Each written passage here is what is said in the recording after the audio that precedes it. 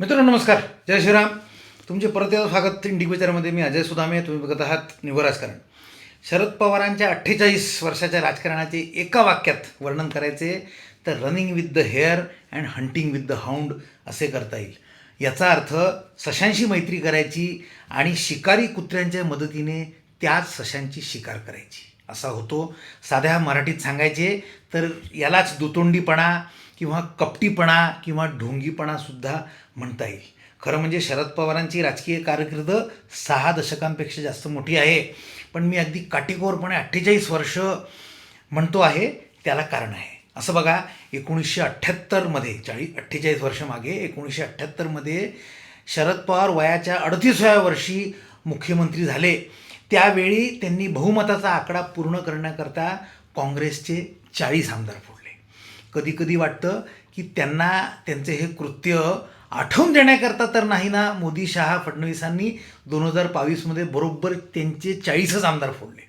म्हणजे दोनदा, एका वर्षात दोनदा, एकदा शिवसेनेचे 40 आणि त्यानंतर एका वर्षाने राष्ट्रवादीचे 40.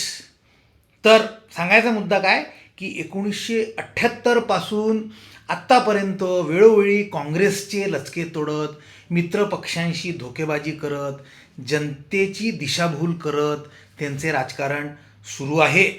दिशाभूल करून राजकारण कसे करावे याचे ताजे उदाहरण म्हणजे विलिनीकरण होणार, दोन्ही राष्ट्रवादींचे विलिनीकरण होणार, ही आवई उठवायची आणि गोंधळाची परिस्थिती निर्माण करायची. अर्थात फडणवीस हे कच्च्या गुरूचे चेले नाहीत आणि शरद पवारांच्या प्रत्येक शहाला ते काटशह घेऊन तयार असतात, हे फडणवीसांनी वेळोवेळी दाखवून दिले आहे. त्याचे अर्थात लेटेस्ट उदाहरण म्हणजे त्यांनी ज्या शिताफीनी सुनेत्रा पवारांचा शपथविधी उरकला ते होय. अजितदादांच्या मागे शरद पवार काय करू शकतात याचा अंदाज फडणवीसांना व्यवस्थित होता. धचा मा करणारी आनंदीबाई काकी आणि सत्तेसाठी नारायणराव पेशव्यांचा बळी घेणारा राघोबादादा काकासुद्धा याच मातीतला होता, हे फडणवीस विसरले नसणार. हे सगळे बघितल्यावर अजितदादांचा अंत्यविधी चालला असताना मांडवात बसून हसणारी प्रतिभा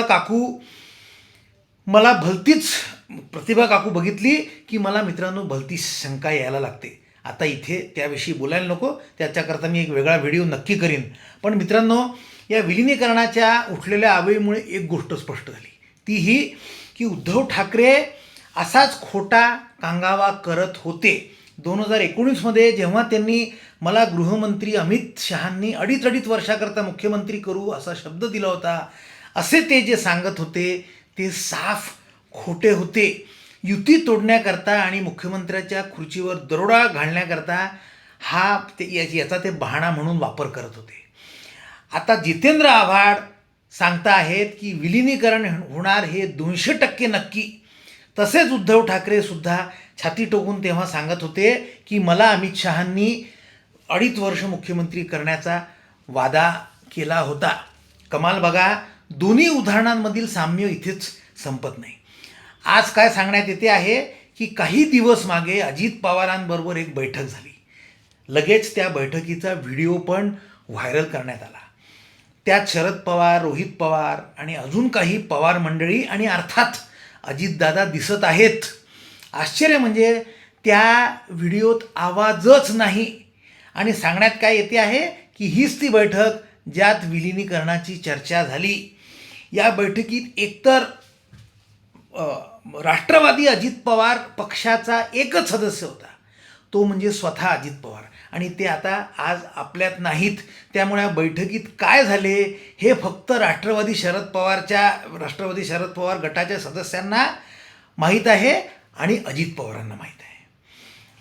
दुसरे असे की या व्हिडिओला आवाज नाही, त्यामुळे सत्य आपल्यापर्यंत कधीच येणार नाही. आता आठवा उद्धव ठाकरेंनी काय केले होते. ते सुद्धा असेच एका बैठकीची गोष्ट सांगतात. त्या बैठकीत ते स्वतः होते आणि गृहमंत्री अमित शहा होते. अमित शहा तर सांगतायत की आम्ही असे कोणतेही वचन दिले नव्हते. पण उद्धव ठाकरे छाती टोकून खोटं बोलतात आणि सांगतात की 2.5 वर्षाचा मुख्यमंत्री करू असा मला वादा केला होता. लक्षात घ्या मित्रांनो, दोन्ही प्रकरणात एकाच प्रकारची धोकेबाजी दिसते आहे. कारण दोन्ही ठिकाणी बोलविता धनी एकच आहे. 3.5 जिल्ह्यालाही काका बारामती. 1978 पासून शरद पवार कधी मित्रपक्षांना कधी स्पर्ध्यांना हुलकावण्यात येत जनतेची दिशाभूल करत राजकारण करत राहिले. आता आयुष्याच्या संध्याकाळी अशा दुःखाच्या प्रसंगीसुद्धा त्यांना तेच करायचे आहे. हे आपलं दुर्दैव आहे. मात्र मोदींच्या या भाजपपुढे त्यांची डाळ शिजणार नाही हे त्यांना जाऊन कोणीतरी सांगा. आज इथेच थांबतो. व्हिडिओ आवडला तर लाईक करा, शेअर करा, चॅनलला सबस्क्राईब करा. जय हिंद, जय श्रीराम.